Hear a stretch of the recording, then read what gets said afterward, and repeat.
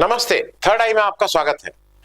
तो उत्तर प्रदेश में कौन बनेगा बलि का बकरा, या ज्यादा ठीक होगा किसको बनाया जाएगा बलि का बकरा उत्तर प्रदेश की हार के लिए? देखिए, ये तो बिल्कुल फैक्ट है। मोदी जी की जो बीजेपी है, तो मोदी जी अल्पमत में है।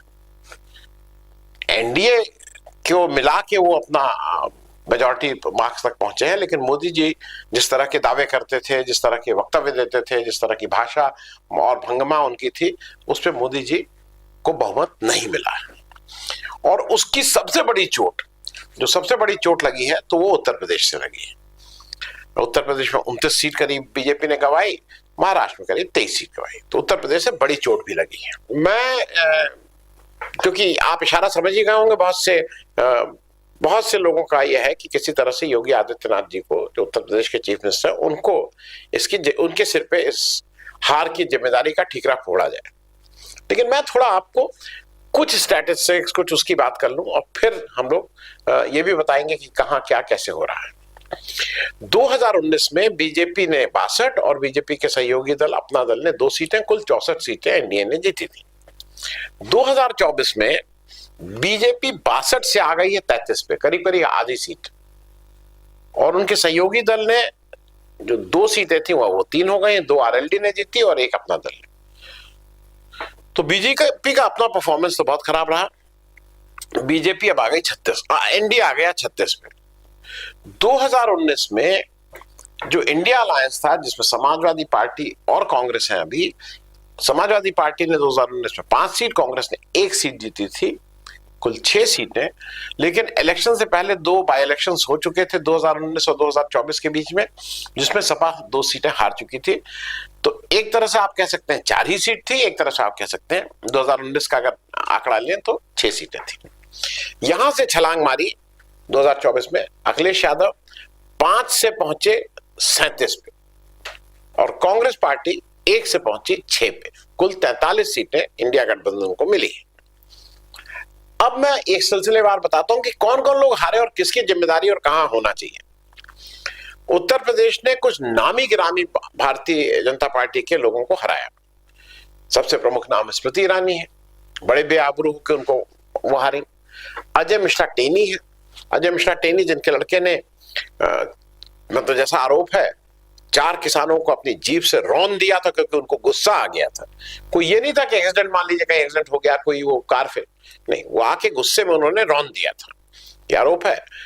टेनी जी के जब प्रचार के लिए अमित शाह आए तो उन्होंने कहा कि अरे इनको आप जिताइए, मैं इनको और बड़ा आदमी बना दूंगा। तो सबको डर ये लगा कि अभी तो 4 ही आदमी रौंदे गए हैं, कहीं बड़े आदमी बन जाए तो पूरा ट्रक रख ले आके किसको किसको रौंदने लगे। अब इसके बाद और मैं इंपॉर्टेंट नाम बोल रहा हूं, संजीव बलियान।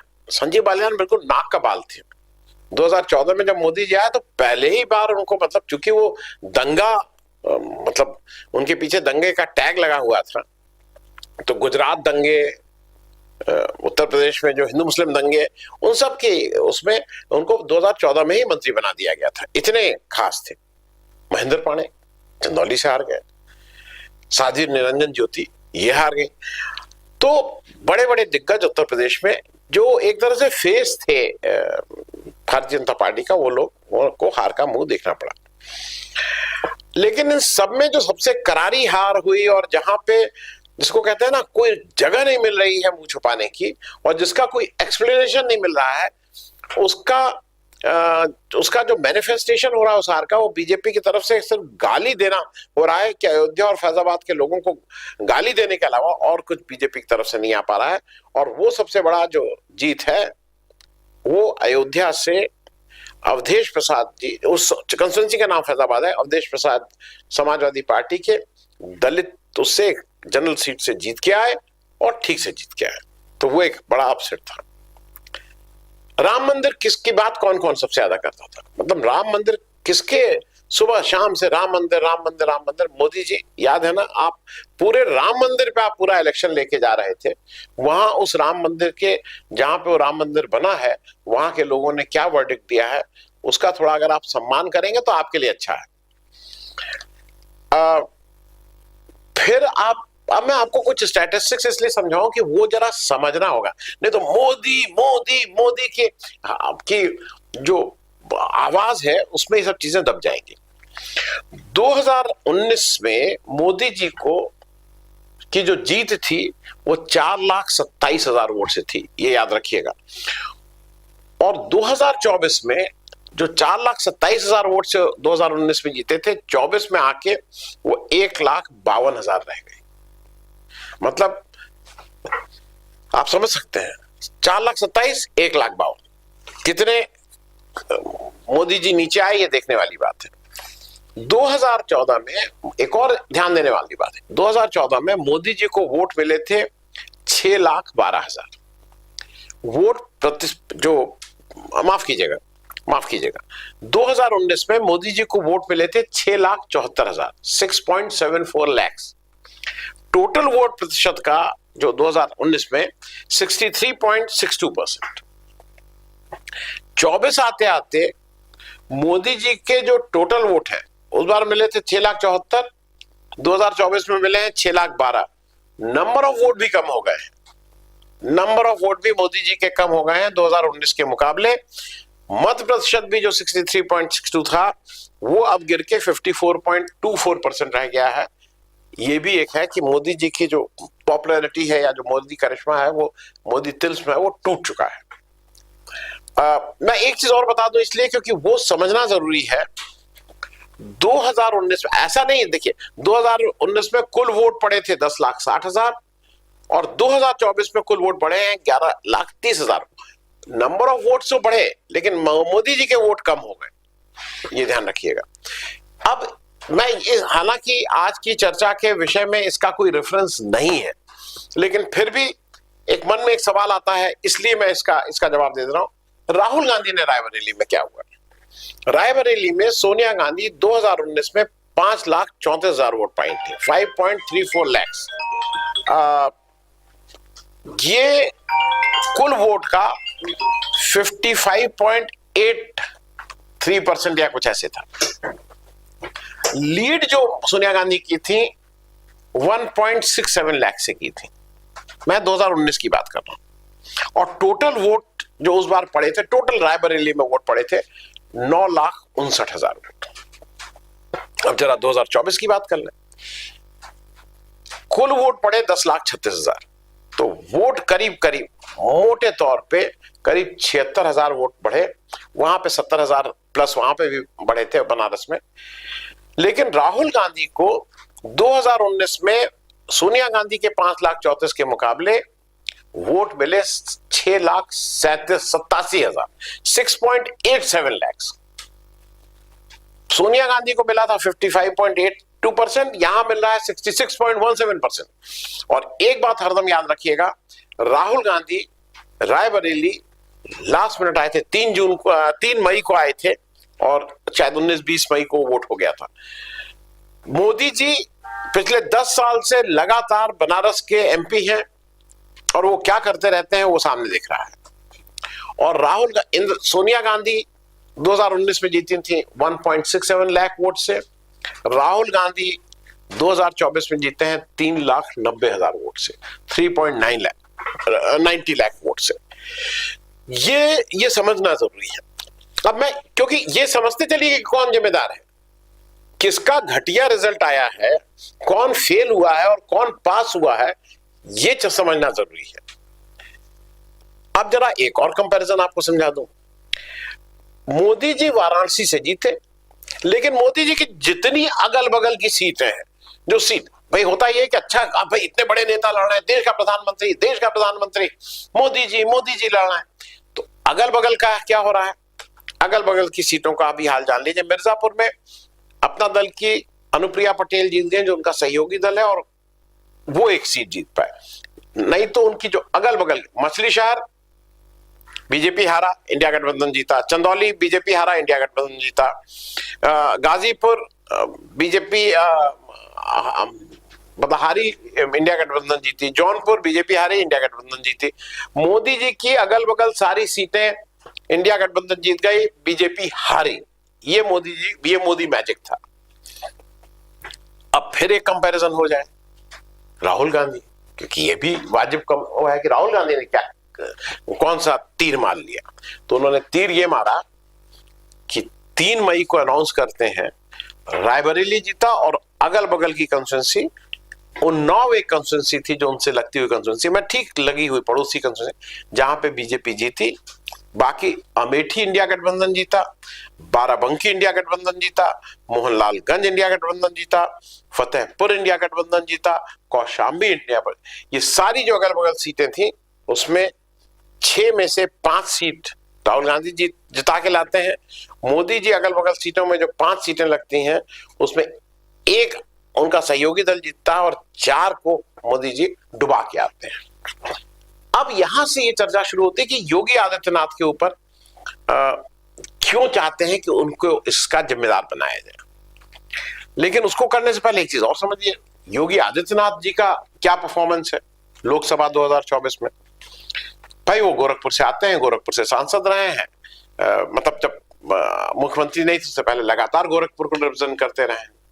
तो उनकी स्थिति क्या है, गोरखपुर जीते, गोरखपुर जो मंडल है उसकी सारी सीटें जितवाए, बांसगांव जितवाए, देवरिया जितवाए, कुशीनगर जितवाए, महाराजगंज, कुशीनगर, देवरिया, बांसगांव सारी जीते, डुमरियागंज जितवाए। ये जो मैं उन सीटों की बात कर रहा हूं जो लगी हुई सीटें, एक सीट जो उनसे लगी हुई है उसका नाम है संत कबीर नगर, वहां पे इंडिया गठबंधन जीत गया। और वो समझना जरूरी है कि वहां क्यों जीता।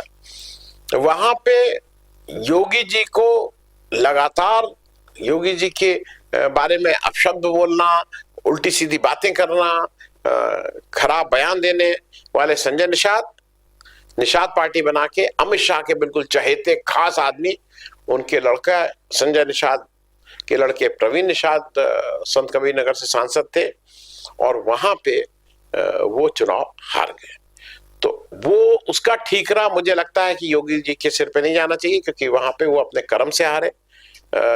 उसके बारे में मैं कई बार बोल चुका हूं, इसलिए उसको फिर रिपीट नहीं करूंगा। अब 2001 एक और चीज समझिए, 2022 में हुआ क्या। 2022 में हुआ ये, अच्छा ये भी जान लीजिए, मोदी जी 5 में 4 में फेल, 1 में जो उनका नहीं है अपना दल पास, राहुल गांधी 6 में 5 इंडिया गठबंधन, 1 बीजेपी, और योगी जी के अगल बगल जो सीटें हैं उसमें 6 में 5 बीजेपी, 1 संजय निषाद जो हारे, जो कायदे से टेक्निकली संजय निषाद को दी गई थी, वो कोई बीजेपी की सीट नहीं थी। अब 2024 में हुआ क्या और क्यों, ये देखिए जिम्मेदार तो मोदी जी हैं। क्यों मोदी जी हैं? 2024 का पूरा इलेक्शन मोदी जी के काम पे और मोदी जी के नाम पे लड़ा जा रहा था। मोदी है तो मुमकिन है, मोदी के सिवा कौन, वेयर इज द ऑल्टरनेटिव। और मोदी जी सारी पोस्टर, और उसमें केवल मोदी जी और मोदी जी छाए हुए थे, कोई दूसरी फोटो नहीं लग रही थी। तो मोदी जी का नाम, मोदी जी का काम, मोदी जी की गारंटी। और अब जब हार गए हैं तो योगी का नाम, योगी जी की फोटो कहीं देखी, कहीं देखा कि योगी जी की गारंटी है? कहीं आपने सुना था शुरू में? अब इसके सामने जब 2024 के सामने योगी जी का 2022 भी कंपेयर कर लेना चाहिए, जो विधानसभा इलेक्शन था। 2022 में योगी जी के नाम और काम पर 2022 का विधानसभा इलेक्शन लड़ा गया था। उसमें 2 चीजें मैं इसलिए कह दूं कि कभी कभी वो लगता है वो एक्चुअली क्या है ना, अंक, वो जो नंबर्स होते हैं वो आप कैसे पेश करें, ये मैं कई बार कह चुका हूं। 2022 में योगी जी के नेतृत्व में बीजेपी की 255 सीटें आई, 17 में आई थी 312। तो हर जगह ये कहा गया भाई 57 सीटें हार गए, 57 सीटें। लेकिन एक बात ध्यान रखिएगा, 2017 में बीजेपी को वोट मिले थे 39.67%, 2022 में बीजेपी को वोट मिले हैं थे 41.29% अंडर। तो वोट परसेंटेज बढ़ाया था, सीटें घट गई थी। अब हार का ठीकरा योगी जी पर क्यों?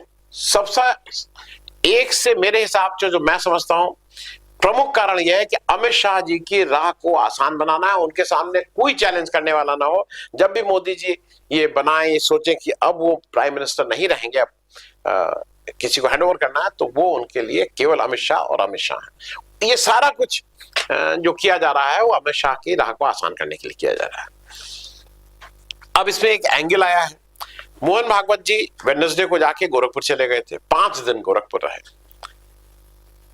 5 दिन गोरखपुर रहे, और योगी जी रविवार को गोरखपुर पहुंचते हैं। जैसा सूत्र बताते हैं, हालांकि इंडियन एक्सप्रेस ने तो छाप दिया कि 2 बार उनकी मीटिंग हुई, जैसा सूत्र है और जैसा हुआ है, योगी जी की और आरएसएस प्रमुख भागवत जी की कोई मीटिंग नहीं हुई। ऐसा भी कहा जा रहा है कि योगी जी की तरफ से 2 बार प्रयास हुआ बात करने का, लेकिन वो नहीं मिल पाया। योगी जी अगर गोरखपुर जा रहे हैं और ये जान रहे हैं कि मोहन भागवत वहां है, तो मैं इसको कोइंसिडेंस नहीं मानूंगा। मोहन भागवत अगर 5 दिन के लिए गोरखपुर अपने को रोक के और लोगों से बातचीत कर रहे हैं, तो इसको भी मैं कोइंसिडेंस नहीं मानूंगा। कहा यह जा रहा है कि वो फीडबैक ले रहे हैं, और फीडबैक में ये पहले ही से रिजल्ट मालूम है कि किसी तरह से ये बताओ कि योगी जी की वजह से ये सब हार हुई है। एक चीज जरा समझ लीजिएगा कि मैं इस बात को इसलिए कह रहा हूं कि ये थोड़ा समझने वाली चीज है। आरएसएस का अपना संगठन बीजेपी है, this is part and parcel of RSS, लेकिन योगी जी आरएसएस और बीजेपी के नहीं है। योगी जी का जो मातृ संगठन है, जहां से वो उन्होंने अपनी राजनीतिक यात्रा शुरू की थी, वो हिंदू महासभा है, और हिंदू महासभा और आरएसएस के बीच में बहुत ज्यादा खींचतान है। दोनों लोग एक दूसरे को नहीं देख पाते। ये आज से नहीं है, सावरकर और गोलवलकर साहब के जमाने से, आज से नहीं है। तो बहुत से लोग कहते हैं ना कि वो आरएसएस का है, वो आरएसएस का नहीं। आरएसएस मेरे हिसाब से योगी जी को कभी भी बैक नहीं करेगी, क्योंकि योगी जी की पृष्ठभूमि हिंदू महासभा की है। मैं एक चीज और स्पष्ट कर दूं, और यही एक कारण है कि अब कहने को भागवत जी आए हैं, कहने को उन्होंने मोदी जी के ऊपर एक टिप्पणी की है जैसा कहा जा रहा है, लेकिन आप उसी भाषण में देखिए तो उन्होंने मोदी जी की बड़ी बुरी बुरी प्रशंसा भी की है, और उन फ्रंट्स पे की है जिसपे मोदी जी टोटल फेल रहे हैं। उन्होंने आर्थिक पे कहा कि बहुत अच्छा है, उन्होंने इंटरनेशनल पे कहा जहां पे मोदी जी ठीक से फेल हुए हैं। एक और चीज जो योगी जी के अगेंस्ट बार बार चलाई जा रही है, मैं सोचा तो नहीं करूंगा, क्योंकि फिर मुझे लगा कि ये बात आपसे शेयर कर लूं। ऐसा कहा जा रहा है कि योगी जी ने ठाकुरों के वोट जो है, राजपूतों के जो वोट है, उसको योगी जी की वजह से वो बीजेपी को नहीं पड़े, और बीजेपी वहां पे एक योगी जी की भूमिका की भी बात होती है। मैं जानकारी के लिए बता दूं, ये सीएसडीएस की रिपोर्ट है, पब्लिक उसमें अवेलेबल है, टाइम्स ऑफ इंडिया के कल के अखबार में छपी है, वो मैं आपके टाइम्स ऑफ इंडिया की हेडिंग लगा दे रहा हूं।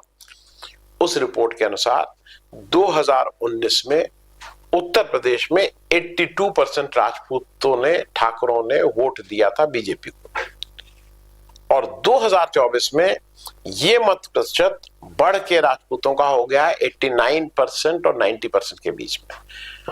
ये राजपूतों ने 2019 के मुकाबले 2024 में ज्यादा वोट दिया है, ये सीएसडीएस की रिपोर्ट कह रही है, जो पोल के बाद उन्होंने किया है। अब ये एक आंकड़ा इसलिए जरूरी था कि वो बार बार कहा जा रहा है कि योगी जी की वजह से राजपूत हो गए योगी जी।